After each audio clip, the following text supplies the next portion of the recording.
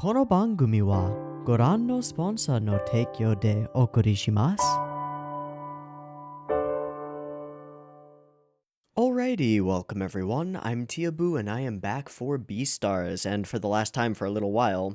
Although I've heard some interesting news from a couple of little birds recently, apparently a Season 2 has been announced, which is not at all what I would have expected from Studio Orange. All around me a familiar face. But that's okay. Beastars, episode 11, was pretty fucking insane for a couple of specific reasons. We had the continuation of the fight, with Legosi totally embodying his sort of predator awesomeness, but in this case to protect Haru, which was pretty awesome.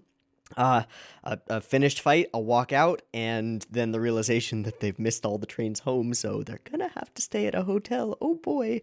We had the return of Louis in a very strange scene where he said some very strange things that I don't really understand, but I maybe will come up later. Either we will see him on the news as being fucking dead, or he will disappear and probably come back as, I don't know, a boss. I see him becoming a badass in this sequence.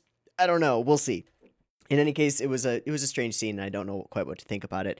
The latter half of the episode was pretty much entirely like kind of wonderful slice of life, and not slice of life, that doesn't really fit, but wonderful conversations between Haru and Louis, leading to a specific night at a specific hotel.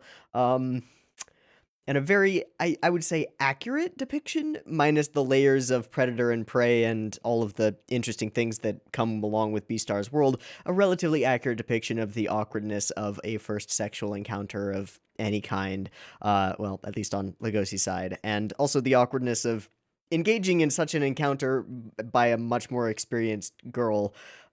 Yeah. And, that was going pretty well until it wasn't, and Haru started climbing into Lugosi's mouth, which I would say, again, is a little bit of a faux pas, but, who am I to judge? You know, whatever you're into, Haru, you do you, girl. There are layers going on here, obviously, and some people have pointed out what those might be in the comments section, which was an interesting read. Nothing that I specifically wanted to highlight, but I read the comments. I gotcha. Where do we go from here? I don't know. I do not know. I don't know if we start right there on that scene or if we skip over it and jump to Aftermath before Science, or if we... I have no idea. I don't know. I don't know how we make a satisfying ending to this season, because there is so much still going on in this world of Beastars, and we know as viewers that the manga is ongoing, that a second season has been confirmed, and that this story does not end here. So I don't know what I'm looking for in this episode. I'm just hoping for an enjoyable time and some interesting touching base with various characters. And if there's some kind of satisfying resolution to a specific arc in the story, I think it would have to be like innately related to Legosi's and Haru's predator prey thing. I kind of honestly hope that they sort of realize that this isn't going to work and are just like, why don't we just be friends? Why can we just be friends? I don't know if being friends always works that well, but that's maybe the best option at this point. I don't know. Yeah.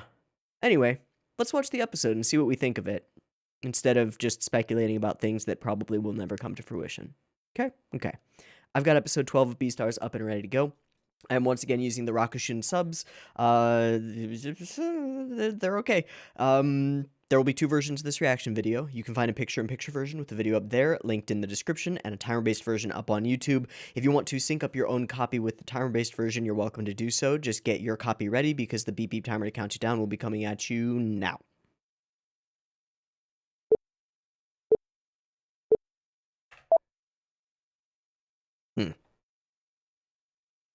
This is too hot to drink, isn't it? Let me...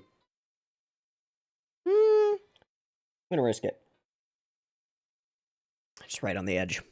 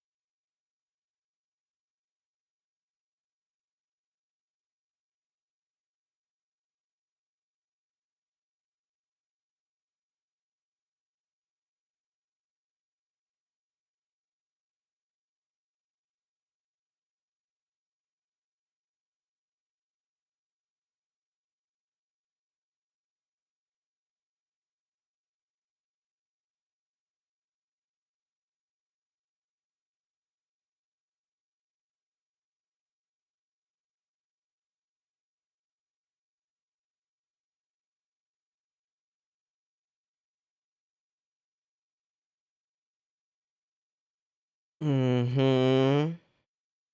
Mm-hmm. Mm-hmm.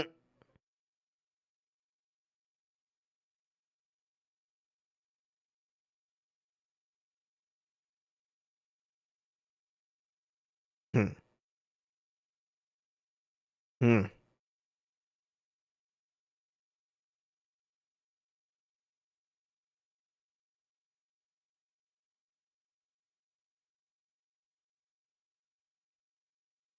Okay. Let's diffuse that conflict real quick. Ugh. Okay. Okay. Yeah. You're a pretty unique wolf. And it ain't this. That's an interesting reversal. Let's not. Yeah. I'm with you there, bud. Good. Good. Yeah. Nah, girl. It's okay. Yeah.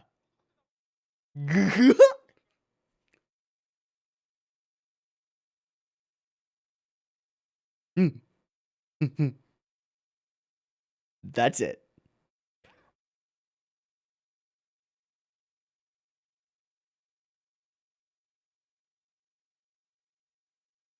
Hmm. Hmm.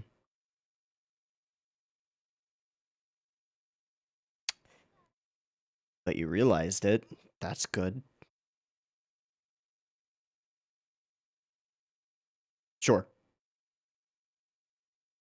Yes, but not in this situation. Okay, that part, yes.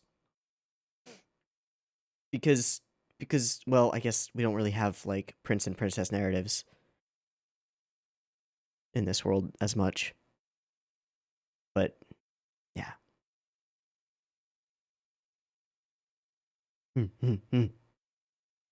Let's be friends. For realsies. I'd say so. Oh.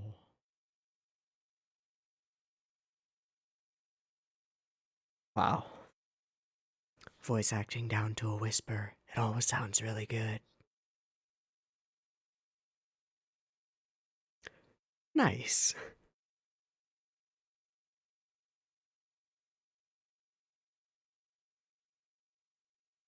All right. What's up? Oh.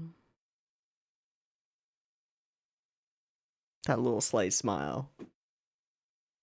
Hey, he did it because he wanted to. Yeah, he had his head wrapped up in other stuff, but yeah. Man, I'm so glad we're going the wholesome route with this shit. I'm into it.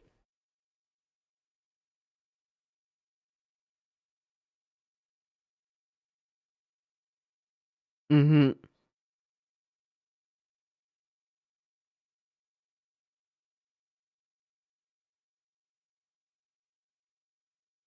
Yeah, tell them all.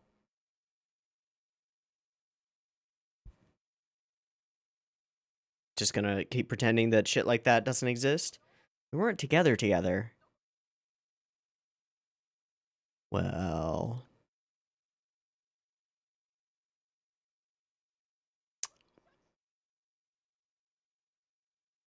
is that Juno? That's Juno. Hi, Juno. Mm-hmm.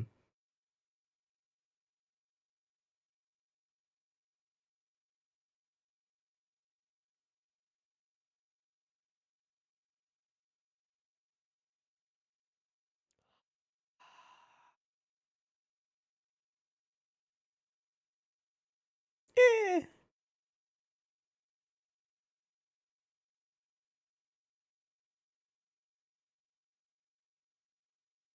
Oh boy. Yeah, shift.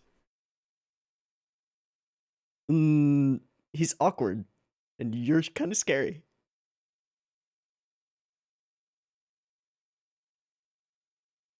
Yeah, you do.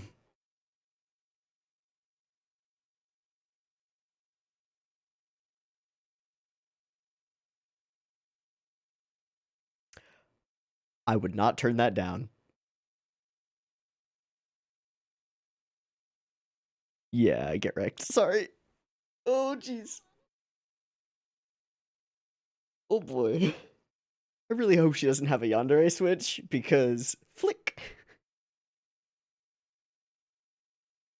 Oh, hi. That's not awkward. Uh-oh.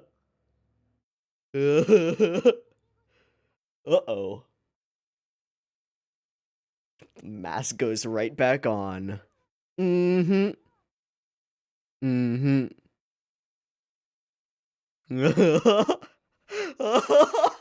Juno, stop.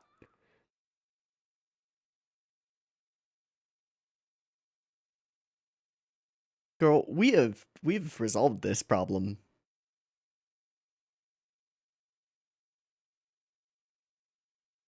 The dynamic shift given the staircase. Smart.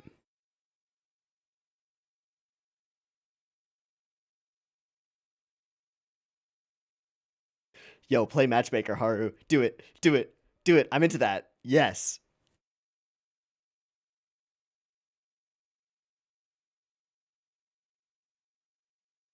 Simple relationship. That would be how Haru would see that.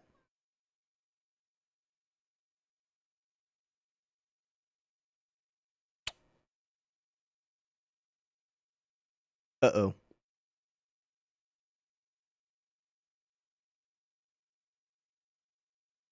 Uh-oh.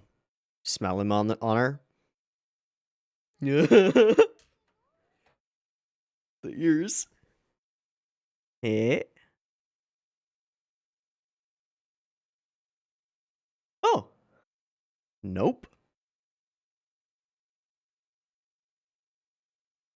A little bit.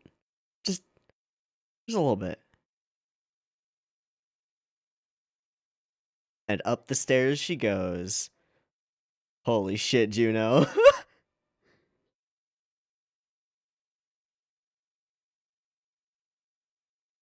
Okay. All right. I kind of like where this is going. Hmm.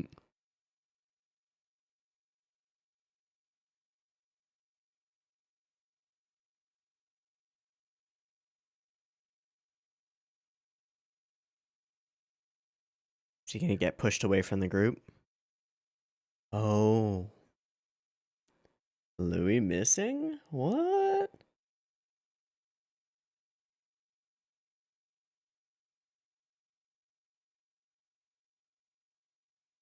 Hmm. Nah, there were things in play that you could not have known about.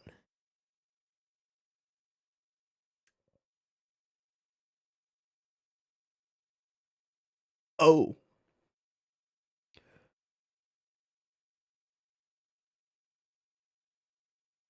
Pulling out all the stops, are we? Just a couple.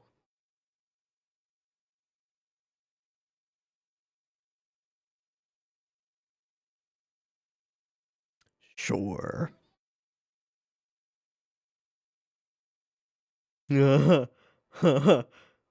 Yeah. Yeah.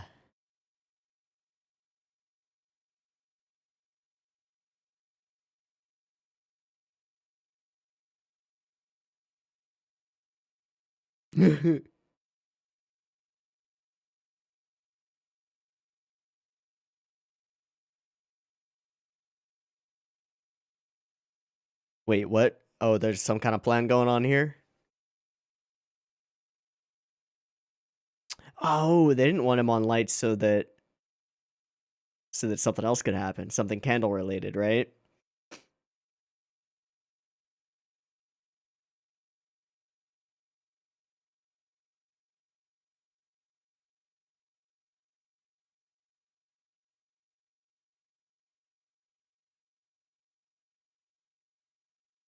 Hmm. Hmm. And now there's no Louis around.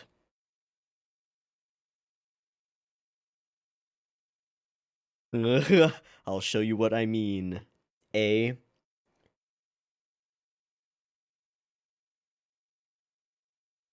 Really gunning for that spot now, aren't we?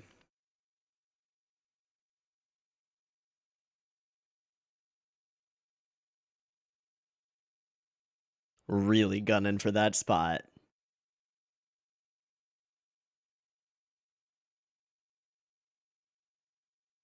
This is a pretty incredible dance sequence. I would have to assume that they modeled it after a real ballet artist. But graceful? Yeah.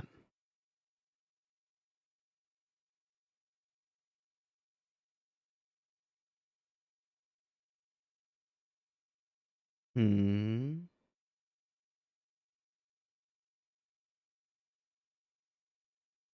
Ooh.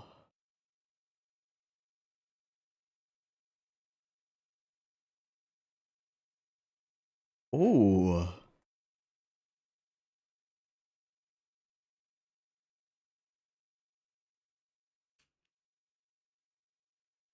Kind of short.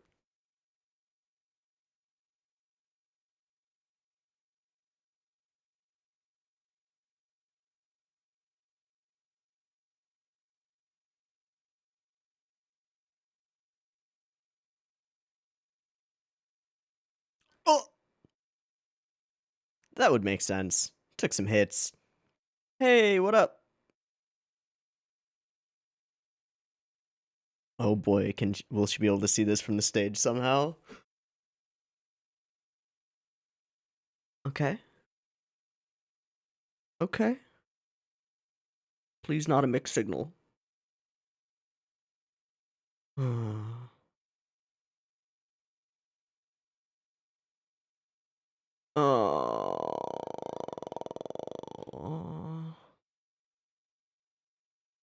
Fuck, that's so much worse.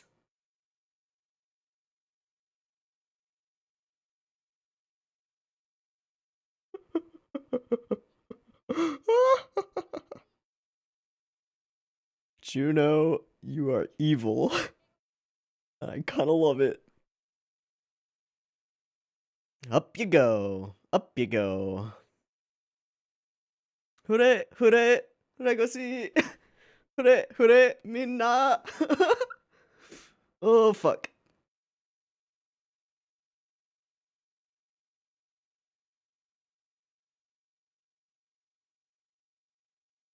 Oh, you are clever, girl.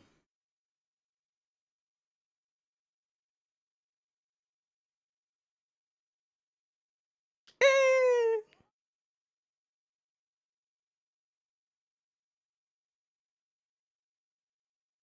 Yeah, perpetuating the lie.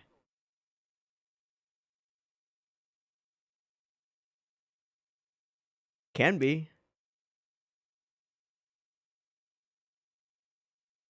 Damn, she is trying to power couple her way up the ladder. Oh, Juno. Mm-hmm. Power coupling it up.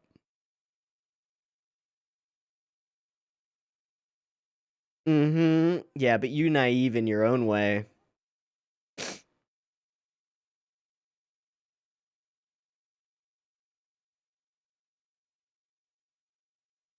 Hmm.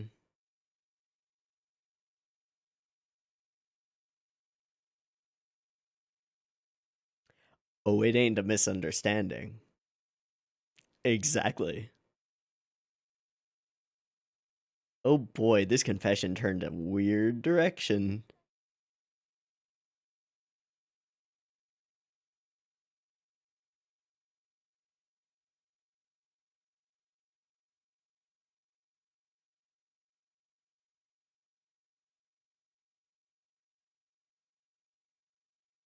Hmm.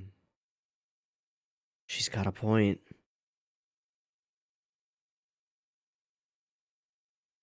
But again, there's this pervasive naivete to her whole mentality. Yeah, she does. She does. No, that's next level. Yep. Fuck. I don't like it.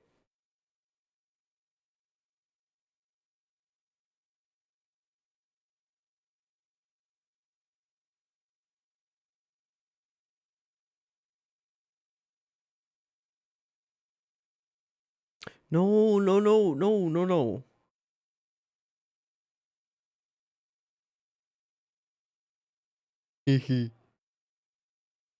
Yeah, you can't keep him away. Yep. Yep. Yeah. Yeah, but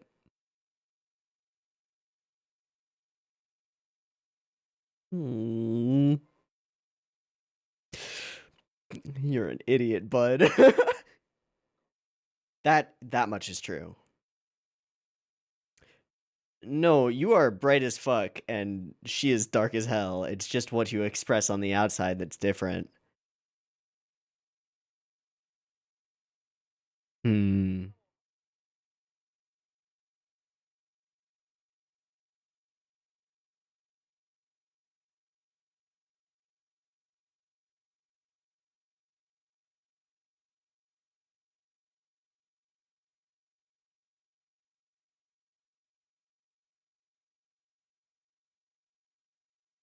True.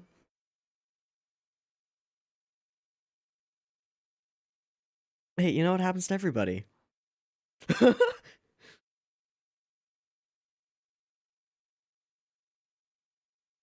Yeah.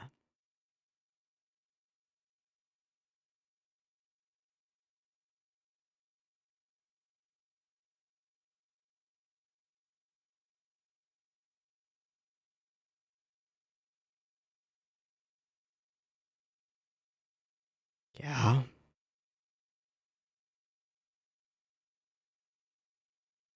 Huh.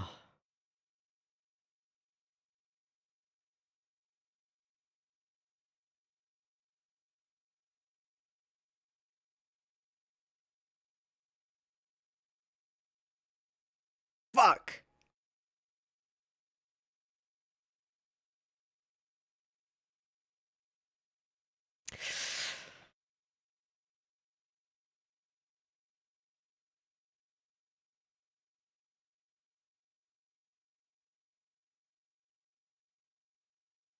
Hmm.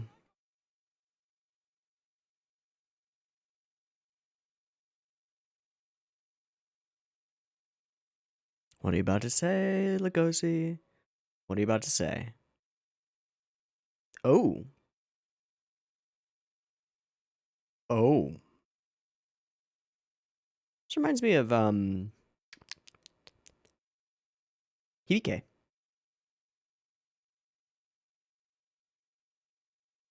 Hmm. The edge lighting and everything.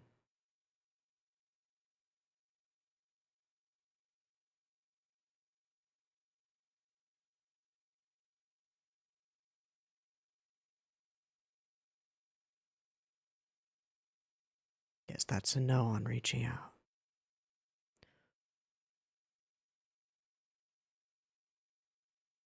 Ah, it's so complicated.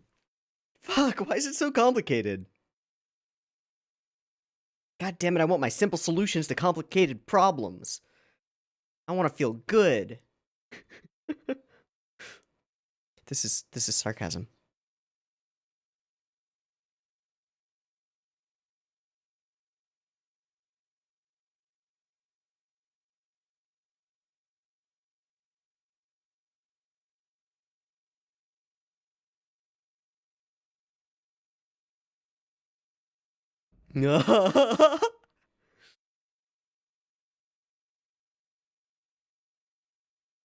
Hmm.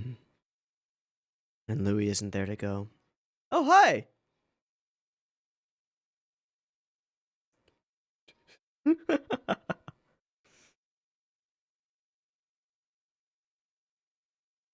least it didn't say he's dead yet. That's good. Maybe. Hey, Jack.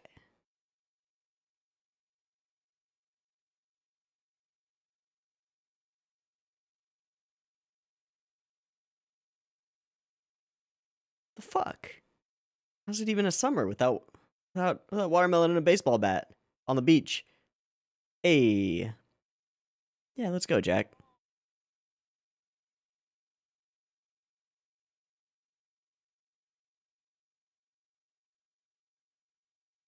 Aww. Okay, got a minute and 30 seconds left. Where are we? Is that the bathroom where he broke the mirror? Or is this somewhere else? Pills? Gum?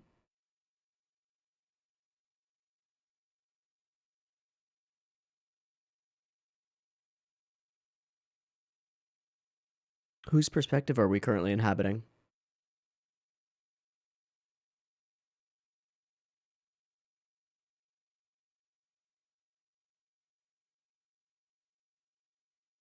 Bro, what the fuck? That's it. I'm sorry, what? What was this? Water, sink, towel wrapper full of, it looks like dentine, like gum that comes in that kind of a wrapper. I don't we seen a character that chews gum frequently? It's a wild goose chase. I mean, from the way that this is all shot, it makes me think that we're currently inhabiting the perspective of whoever killed uh Tem, especially right after the shots. Yeah, this here. It's not really right after it though.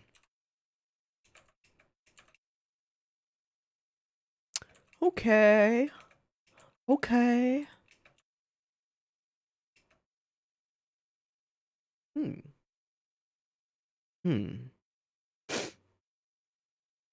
Okay, so I said it facetiously during the reaction, but when I went to like I want simple solutions to complex problems. Um and I do mean it facetiously. I think this is a much more interesting style of storytelling. It's also one that jerks my expectations around to and fro, and that's part of the joy of Beastars and things that fall in the same kind of category as far as the romantic relationships and storytelling around that go.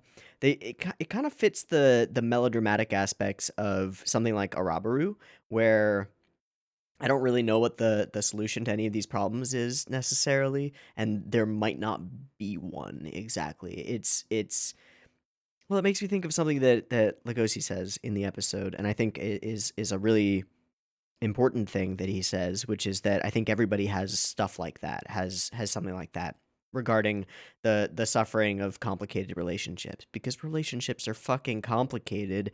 And yeah, everybody who engages in this kind of thing, especially in formative years of high school, when you don't know anything about anything, because you don't, and you probably still won't later, being later, still don't understand anything about anything. Yeah, it's really important to be aware that you maybe don't get it, and that maybe the way that you see to solve those problems won't work. This makes Juno a really interesting character for me, because I see some of what she's doing and I see some of why she's doing it. But I know that while it seems on the face of it like a really good way to solve these problems, especially the things that she says about like, let's be carnivores together in the light and show society that we can be different. We have in-universe examples and just like a general understanding that that's a really naive perspective. The in-universe example that comes up in my mind is the mayor, the lion who pretends not to be a carnivore to an extent, and thus puts up a particular type of face. Her mask and her inner reality is really interesting, and a really interesting uh, opposite of a parallel. Dark reflection of Legosi. And I said this during the reaction, was like, that's hitting on something. There's something there.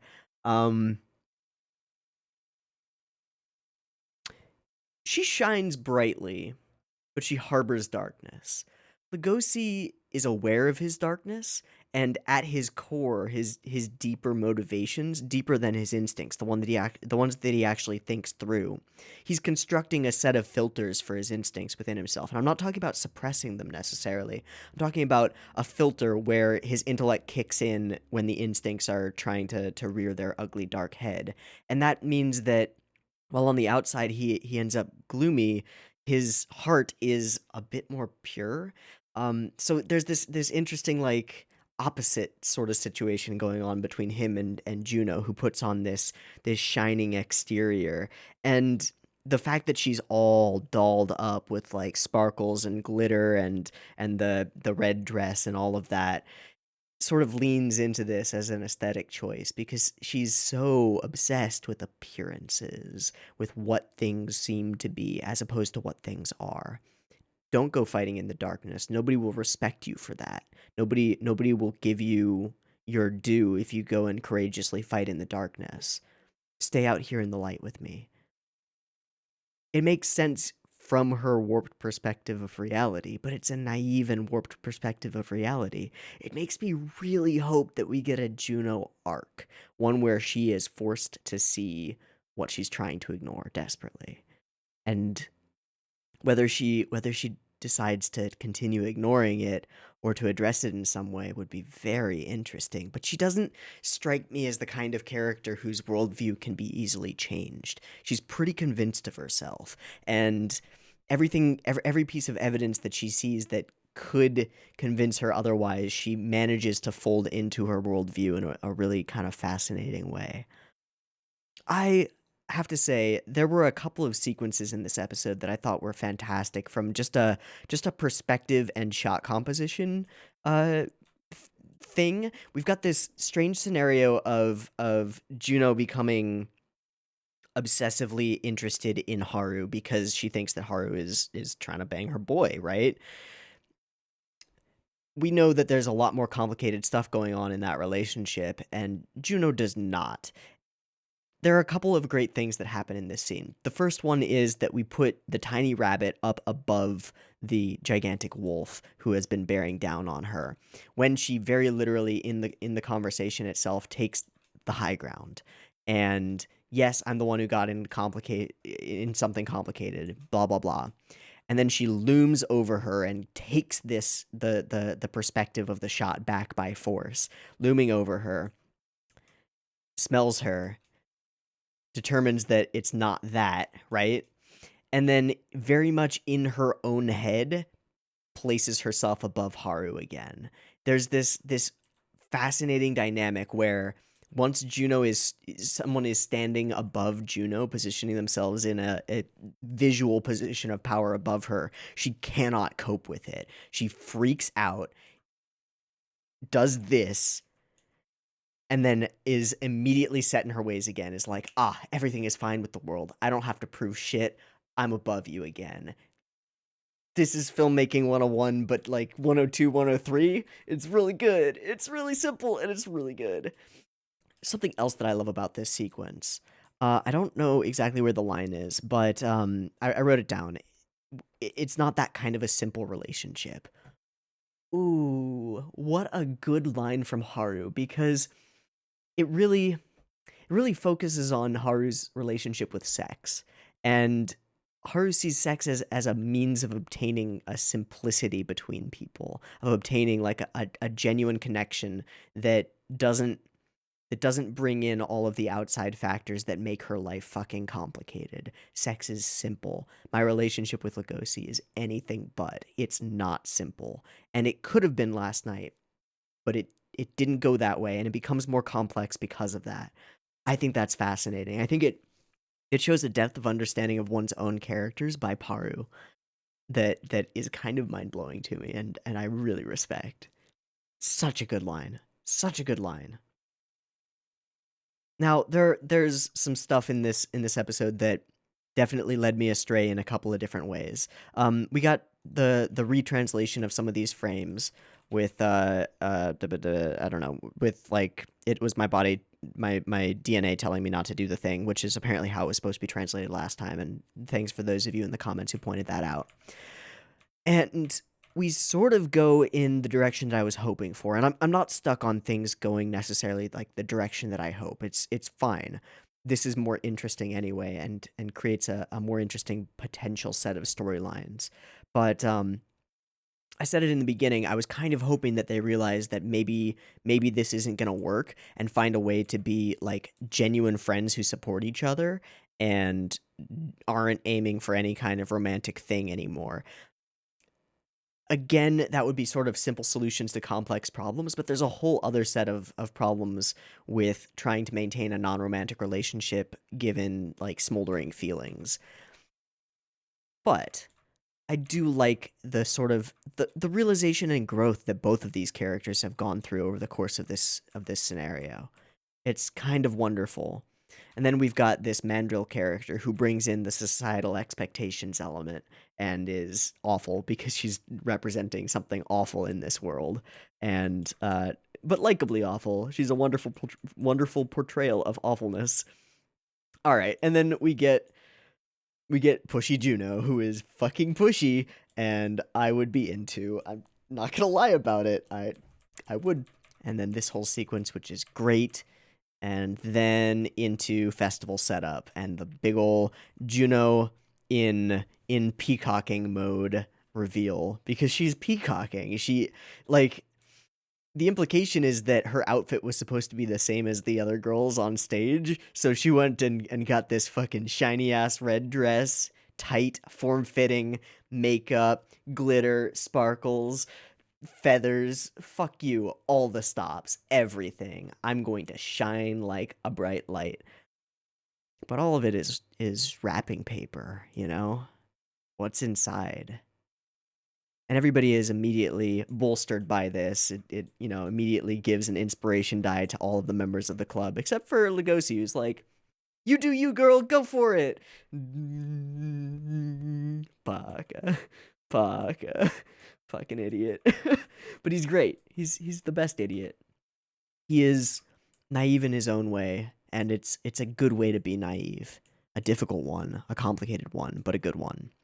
Man, the way this whole scene plays out, how she shines a light on the pair of them, and then immediately uses that to separate them, to bring him up, and to full on power couple and sort of again fold everything that has happened into her own worldview, directed toward her own goals.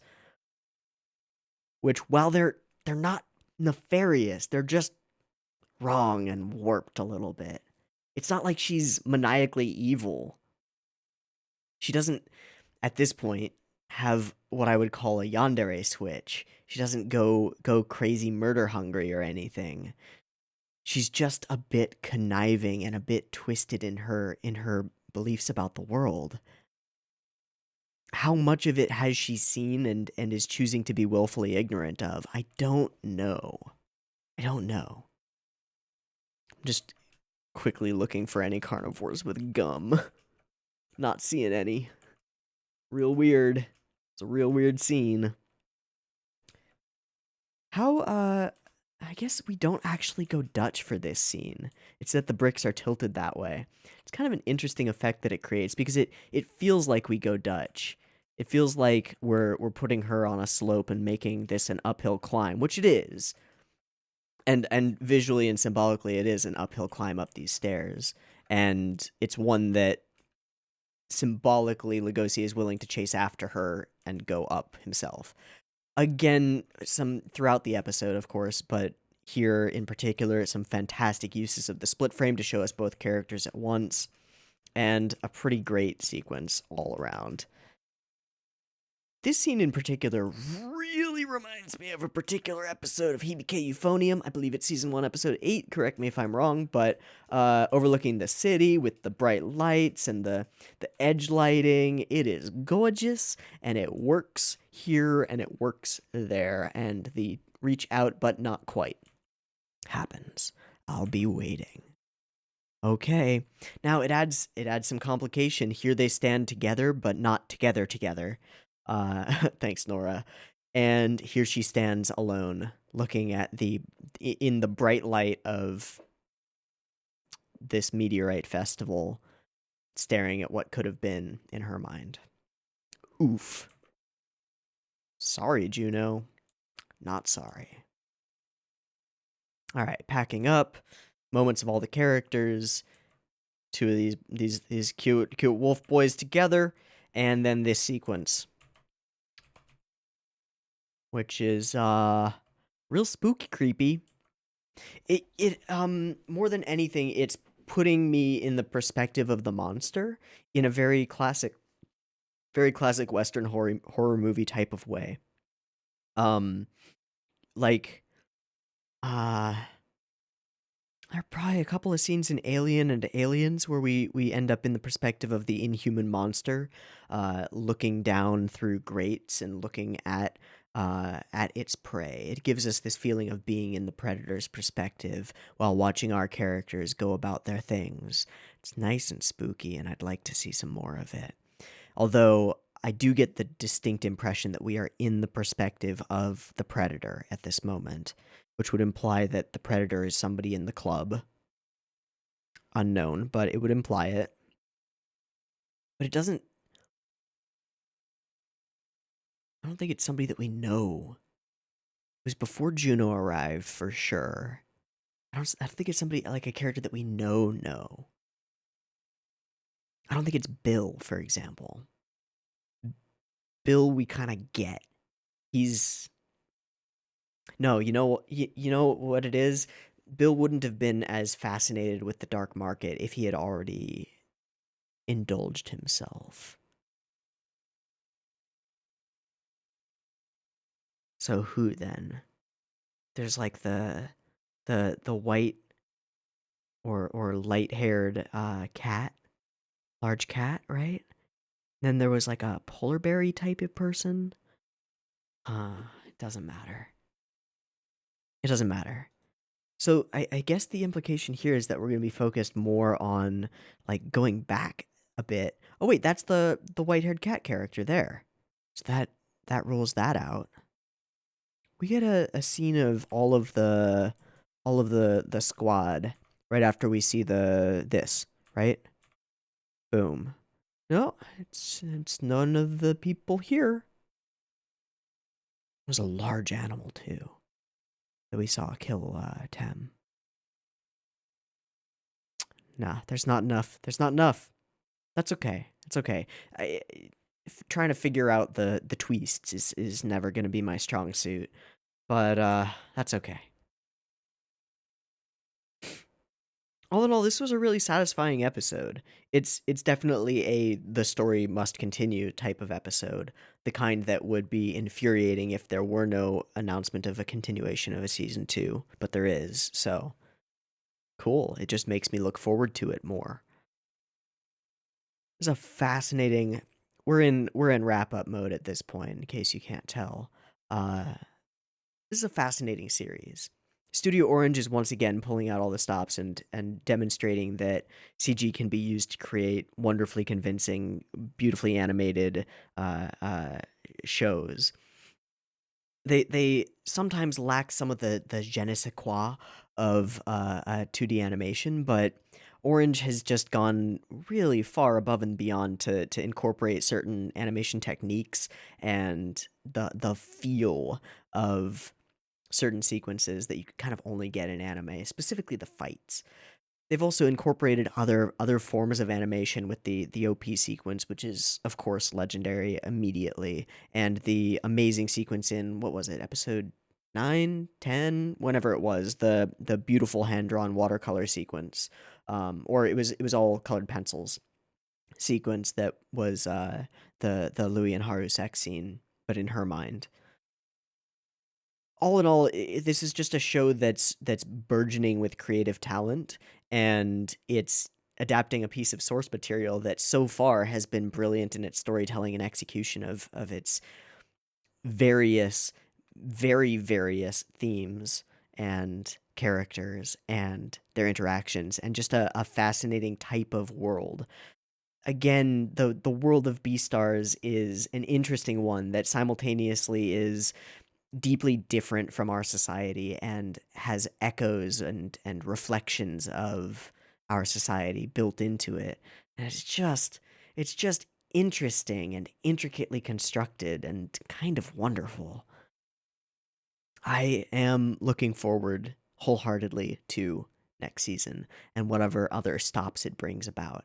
As far as I know, this has been one of the most popular shows of the season, which is dope.